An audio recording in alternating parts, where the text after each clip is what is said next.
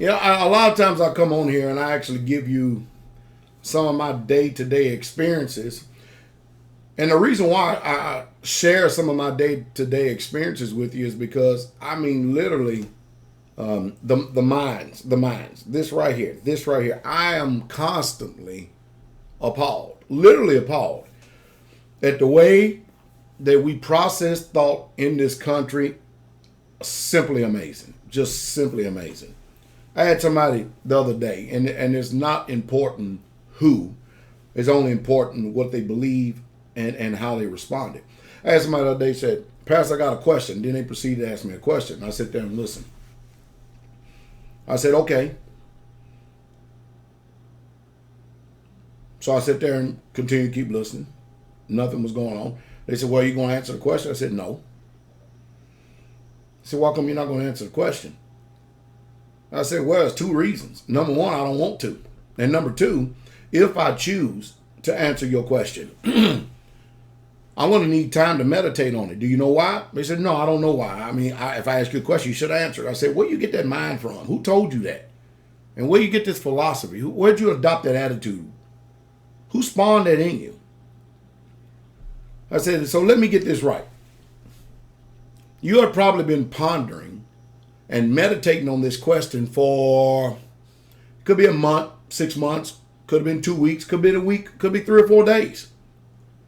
And you have finally formed this question, and now you come in front of me and you want me to answer this question, and you think I should just give you an answer just like that. Is that the way I'm understanding this, right? That's what I'm comprehending. Well, yes, sir.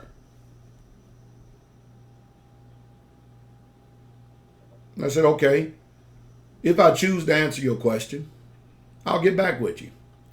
If after a period of time I have not gotten back with you concerning your question, I'm the type of man, all you have to do is just rehearse your question again at a later time, and I'll see if it still wants my attention to answer it.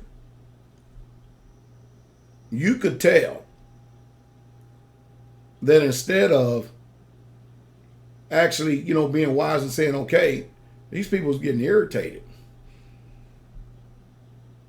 Who told any of you out there that just because you ask a question that you that the person who you asked the question to, who told you that they're demanded to give an answer?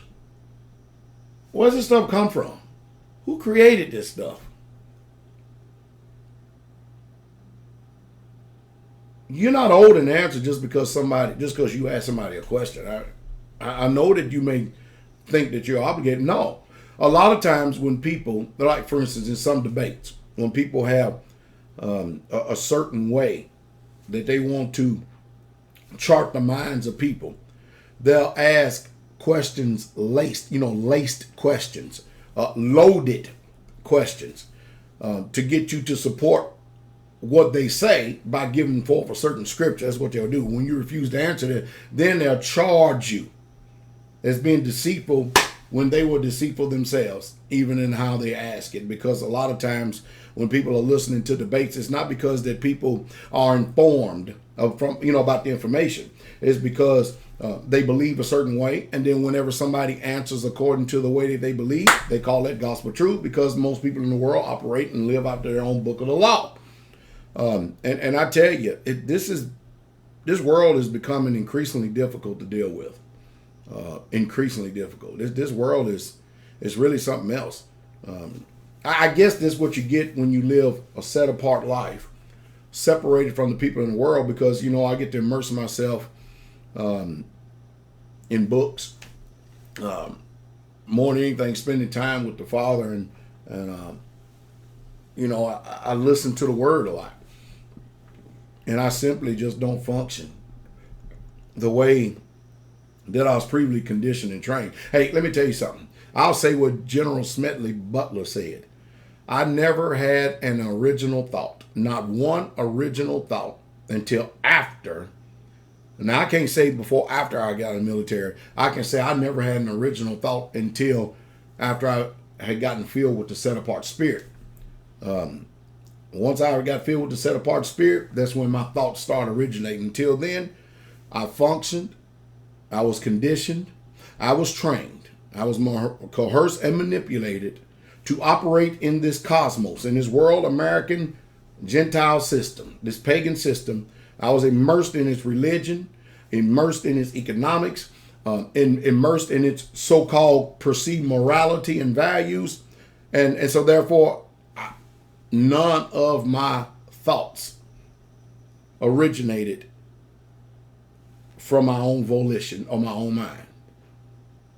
And you need to realize that.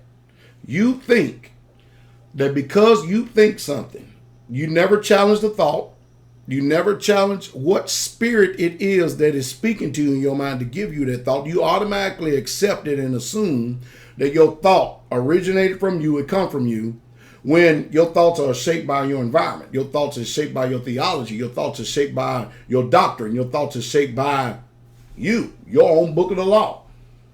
My thoughts, the one thing I learned about them, people, they don't make no difference, they like it or not, but I found this book to be very, very wise.